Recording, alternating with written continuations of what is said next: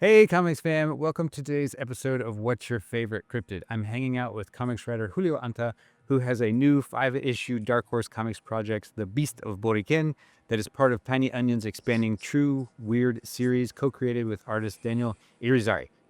Given that Boriken features the chupacabra, this might be a redundant question, but what's your favorite cryptid? It's a good question. It's probably the chupacabra, but I'll go with another one just for the sake of having a different one.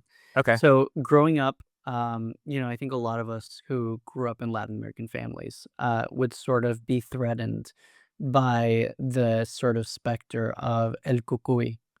And it's sort of like the like the Latin American boogeyman. It Okay. is this creature that sort of just like eats kids.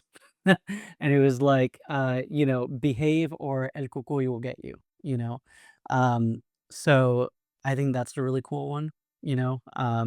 Maybe not for the way that it was used to terrify me and, you know, who knows how many other kids, but I think it's a pretty interesting one. Yeah, I was talking to my friend Maria the other day about this book and telling her about it. She's like, "Hey, who are you interviewing?" And I explained everything that was going on, and she talked about that one. She's from Colombia, Okay, so awesome. Well, my family's half Colombian, so yeah, yeah. So definitely, that seems to be the one that I did a little research here, and the Colombia version I like is the Tunda, which Mm. is a vampire-like female creature, which is like cursed by sin and magic that lures victims into the mangroves and mimics the voice of family members.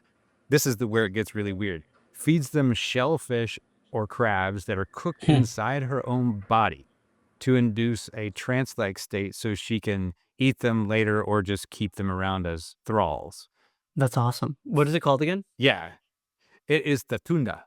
Okay, And I'm gonna have to it look into that. the other weird thing about it is, she she's a humanoid form, so she can look normal, except she shows up with a wooden leg, most of the time looking like a pestle that sort of scrapes across the ground as she walks, which I don't get that, like, the significance of a pestle leg is very strange to me, but Yeah, interesting. Very cool.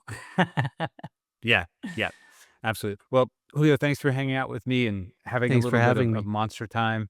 Anyone that's interested, I'll drop a link in our chat about Beast of Boriken in the show notes, so please check it out. It's a fantastic book looking at 500 years of colonialism in Puerto Rico with the chupacabra to boot, so make sure to check it out. It deserves more attention.